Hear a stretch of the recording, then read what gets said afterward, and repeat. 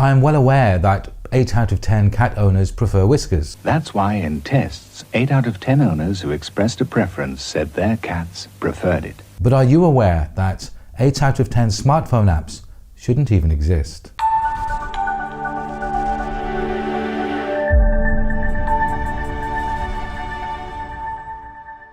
I used the example of whiskers because we've all heard about it, and it does demonstrate the fact that high numbers of satisfaction are particularly important.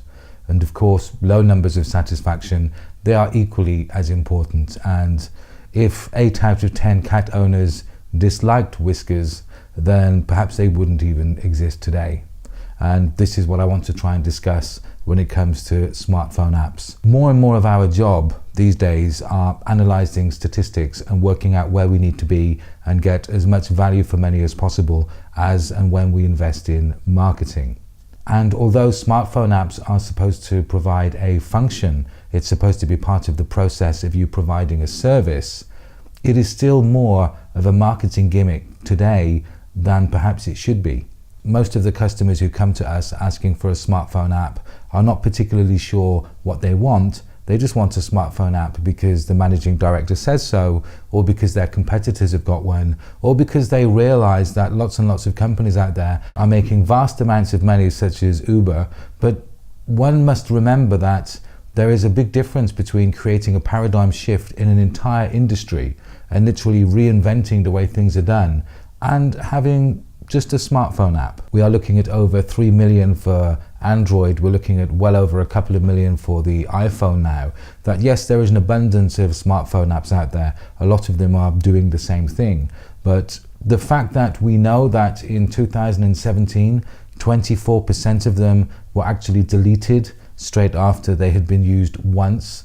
And instead of it going down as people got to grips with what smartphone apps are for, that figure is actually going up. If you actually look at what a smartphone app is supposed to achieve as opposed to what they are actually doing, they are not meeting the primary objective. And the primary objective is this: it's supposed to make customers' lives somehow easier.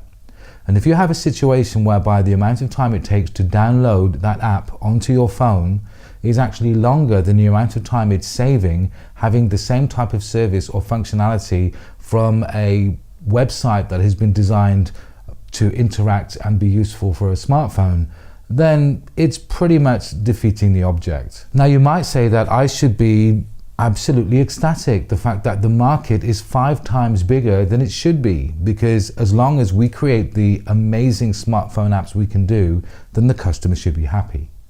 However, the customer, i.e. yourselves, you are not actually happy with the fact that we can create the best smartphone apps we can to the pinnacle of excellence. You know, we're talking about all of the bells and whistles. It's going to do absolutely everything it's supposed to, and it's going to be designed in such a way that it's very unlikely you could get anybody else to create a smartphone app that is even better.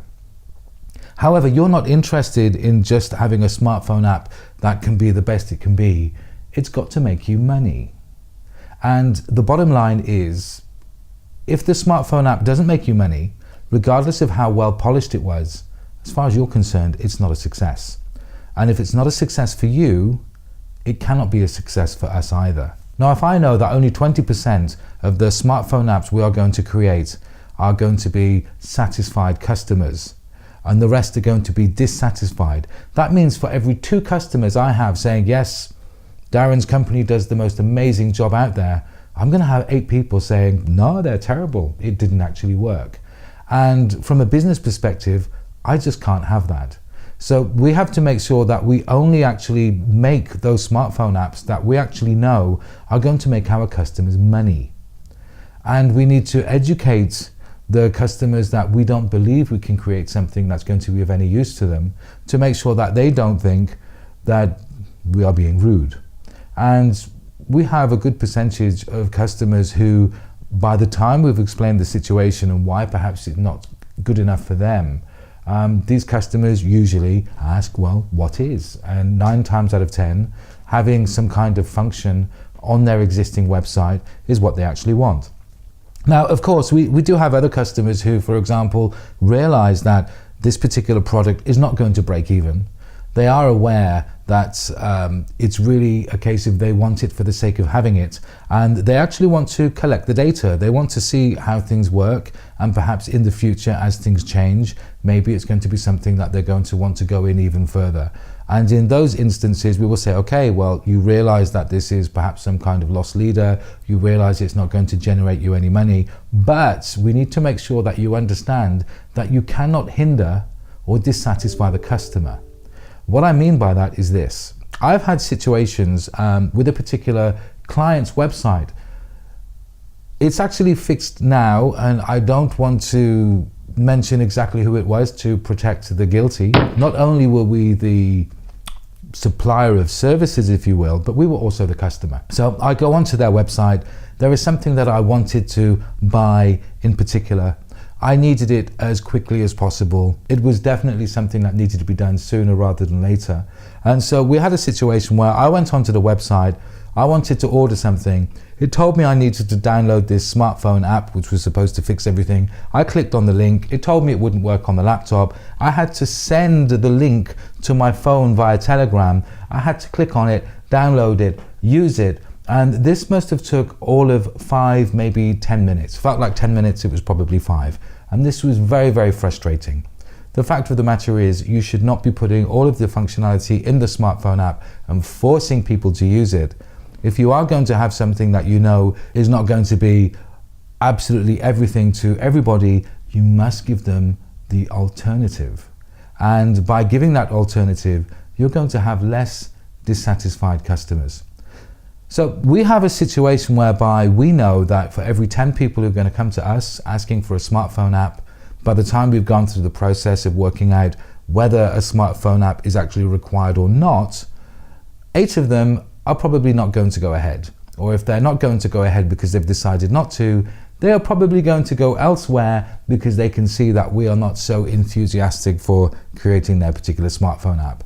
And that only leaves us with 2 particular customers, of which we have quite a high 75% success rate because we're on board, they're on board, we're both passionate about it, and we tend to click and it actually works. I can give you a few tips and hints into working out whether this is going to be something for you. Number 1, is this particular smartphone app able to do something offline that needing Wi-Fi or a web-enabled phone is not going to be able to provide? If the answer is yes, such as Google Maps, where you can download the maps itself and you can use it whether you have an internet connection or not, then yes, that is definitely something to move forward with. Number 2, is it something that provides a service that customers are going to be wanting to use a lot more than once? Now, yes, I understand that once we've downloaded the app and it's in the phone and there are certain things cached in there, it's going to be much faster than a web-enabled phone. However, if they are only ever going to use it once, the hassle of actually having to download it first is not going to be offset by the fact that it works a couple of seconds faster. So if it's something we're going to use on a regular basis, such as the smartphone app for eBay, it's something we use on a regular basis, it's going to work. If it's something we're only ever going to use once or twice a year, then I would suggest perhaps a smartphone app is not the way to go. The other issue with smartphone apps, of course, is the fact that there are 2 main platforms that you actually have to design smartphone apps for.